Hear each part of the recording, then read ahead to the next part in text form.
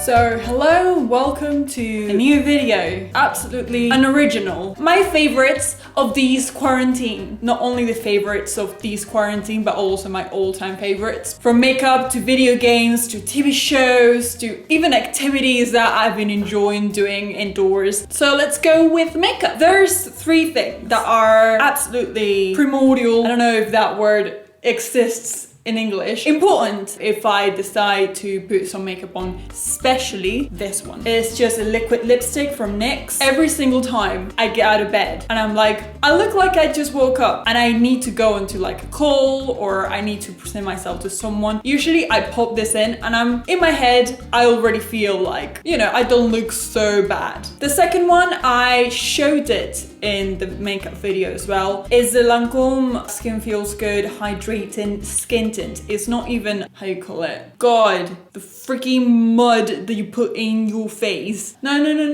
it's not concealer. Foundation, Jesus Christ. Okay, it's not quite foundation, it's just a skin tint, so it does what it has to do, at least for me. That is making everything a bit more even. It doesn't make any miracles, but I'm not expecting that from makeup. So yeah, I like this. Anyways, let's get going. Okay, so both the lipstick and my highlighter palette are the things that I use the most. Don't even have to think about it twice. If you look a bit dull and you pop on, even with no makeup, you pop on a bit of highlighter, a bit of like shimmer in your face, you'll really look so much better because you're deciding where to put the light. You're probably gonna feel a bit more refreshed. Like, I look okay, I don't look ill at all. Which is great. Once in a while, doesn't hurt. Let's get on to skincare. I found this and I bought it and I don't regret it. I bought it, as I said, before Christmas and it's still going strong as ever. It's still half of it. It's crazy and I use it every day. And I don't use it as a mask, I use it as like a usual lip balm, and sometimes I even use it in my eyebrows to like brush them. I showed that a couple of weeks ago, very shamelessly, because I just thought that is probably a wrong thing to do, but I still do it. The second skincare product is Ascorbic Acid 8%, Alpha Arbutin 2%. I believe this is vitamin C, famously skincare that people use to combat aging. I don't really need to combat aging because I'm young. We'll talk in 10 years. I think is a really good product if you want to get yourself into skincare and you want to maybe improve the quality of your skin. The rule for this vitamin C is that you shouldn't be using it in the morning. This is a product to use at night. After cleaning your face, you put 3 drops. You just do this and it's, as we say in Spain, mano de santo, hand of saint. The third one is huge and it's Indian Healing Clay. I've heard a lot of things about this one. I think it was another brand that I've heard of. I'll show you. It is powder. It's just powder. What you should do if you decide to use this is just put a tiny bit in a bowl or something, a recipient, and then a bit of water, and then you mix it up until you create a paste, and then you put it in your face for like 10 minutes, maybe 20 if your skin can handle that, but I wouldn't recommend it, at least not on my face. Basically, the job of this mask is to literally absorb every single impurity in your face. It really helps, at least to me, I noticed a big difference, but there's a few things to say about this. First of all, if you decide to use it carefully. Not every day, you absolute nutter, that you want your face to be the texture of a rock. Tops 2 times a week. Another thing is, this is clay. The moment you wipe it off, don't you dare thinking of cleaning it off in the sink and leaving all of the clay muddy whatever in the sink. It's gonna get stuck and you're gonna be in a big problem with your landlord. So don't do that. Just wipe it off with a tissue or something, bin it, and then the rest of it you can wash yourself in the sink, but don't put all of it because it's gonna really clog the drain. But so far so good. It does wonders to your face if you use it well. Okay, and let's get into the interesting stuff, the real interesting stuff, not this bullshit. Let's go on to video games. I've played a couple of video games this quarantine, but I also wanted to recommend a third one. It really stuck with me when I was 18. It defined a coming of age time for me. So the game that I'm talking about is Life is Strange. Life is Strange, I I feel like doesn't even need an introduction for a lot of people. It just talks about destiny and coincidence and all of these big terms. And he does it in a way that you really engage with the characters and you really engage with their story and the things that they suffer with, and you end the game. And just as everything that is good in this life, you just feel empty right after. I mean, it's not a great way. It's not a great way to advertise it, but you know, listen, Matthew. So you know, like books and games and things that you finish watching and you just feel empty because you're like, I wanted more.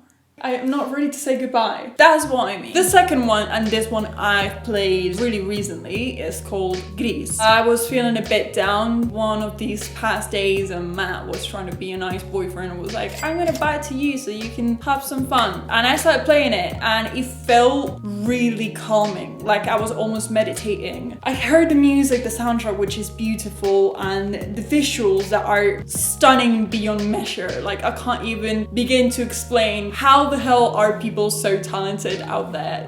Stop it, you make me feel bad. So next one, films. First one is my all-time favorite, American Beauty, which, not to be dark, becomes a lot more real now that we all know that Kevin Spacey is a bit of a pedo.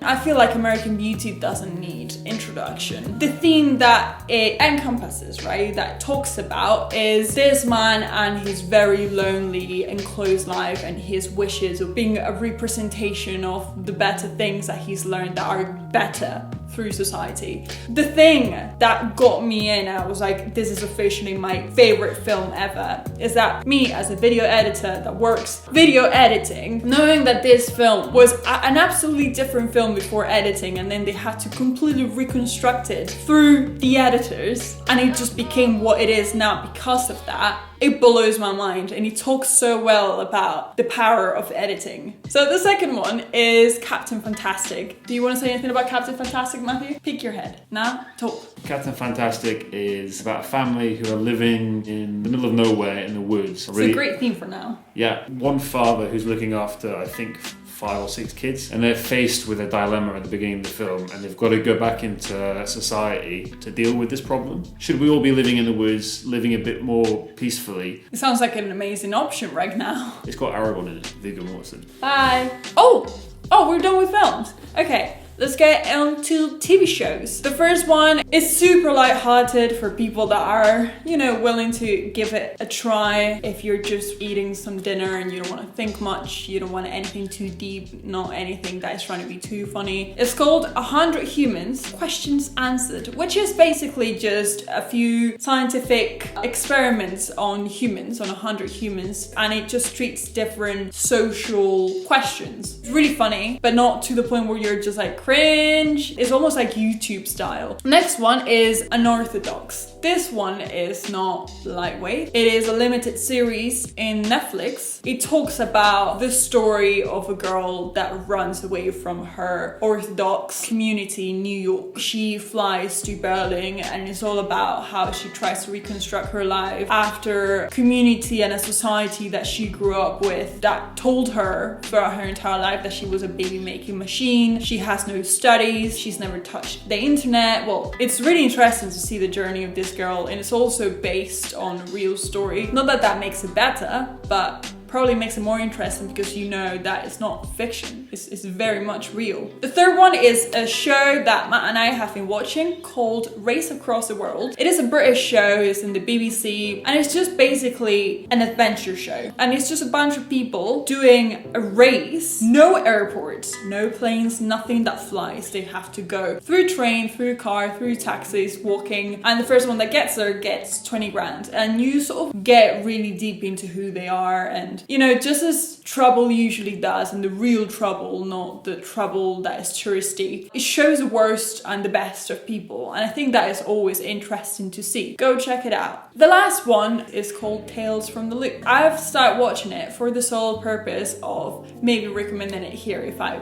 liked it. It's almost like different stories from within the same community, and they're all like crazy. It has like a mix of Black Mirror, dark, and like almost like an eerie like Stranger Things vibe. I think it's like a good mix of those three. Next one is books. So the book that I'm currently reading right now is Washington Black. It is really, really good. Also, the cover is so pretty. Written by a black woman called EDUGYAN. It's important to say that she's a black woman because the story treats slavery, talks about slavery, and it would have been a really opinionated book if it had been written by a white person. It just talks about this abolitionist that helps this kid have an adventure with him. It's almost like this adventure book but for adults. Second book, A Little Life. It's beautiful. I've heard a lot of reviews of people saying that it's mystery porn. I don't fully agree with that. I think it has its sad tones, but it is very relatable in a lot of ways. I relate to a lot of really dark sides of Jude's head. When you read it, you'll understand, but it is so real and it feels like these people are so alive that you finish reading it, it ends, and you have to come back to reality and understand these people are not real. Someone invented them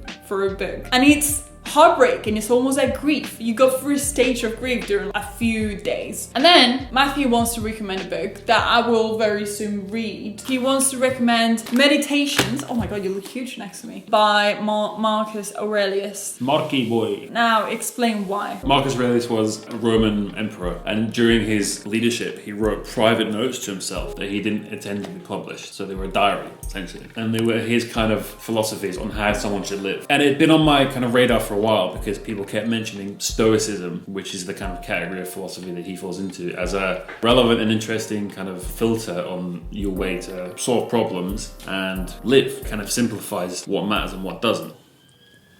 Coronavirus. Oh, you don't have to. Wait. Hello people, and this is why I never use that camera, is because it always gives me issues and sometimes I don't have the patience to. That's why I use my dear beautiful photo booth. That's not a stoic way of thinking. Shut up. Matthew's gonna keep on talking about meditations. Almonds. Interesting things I got from the book is that his obsession of trying to better his character. He kind of argues that suffering and disaster and pain, all of those things are very natural, but the only thing you can control is the way that you deal with those things. I think it's a good resource. There's only one more list, so don't you worry, child. We won't be here for long. Also, my favorite, my poncho. I love this poncho. I bought it before this crazy shit went down for £5, and it's like a walking blanket.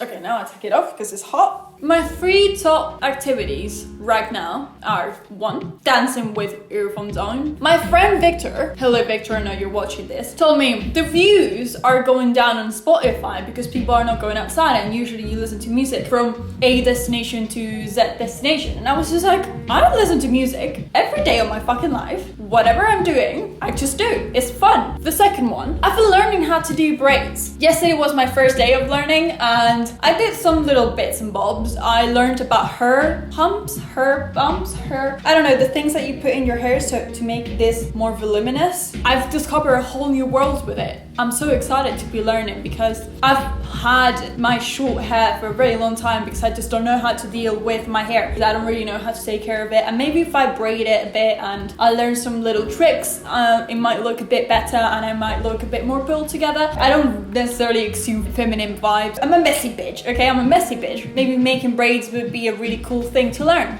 And my third top activity, of course, is reading. Reading is something that always makes me feel good at the end of the day. And yeah, I think that's it. Those were all of my favorites. I know it wasn't too exciting. I'm really sorry about that. I'm just really trying to not really think too much about the things that I upload, whether they're like super high quality, because after all, I make no money here and I need to do the work that people ask me to do so I can pay my rent, and it's really stressful because there's no time. I think I'm really proud of me so far. I'm proud of the progress I've done. I can talk in front of a camera. I mean, it's hard because I keep like looking somewhere else and I put weird faces, and then I edit myself and I'm like, what's going on with your face? Why are you doing this? Why are you moving the face like this? Like it's a fucking plasticine. So yeah, I really hope that you like it the way I do. So children of the world, thank you so much for watching me. I would love to see your comments. I would love to see what you have to say, or if you already watched or done anything similar to the things that I'm doing. I'll see you soon. Bye.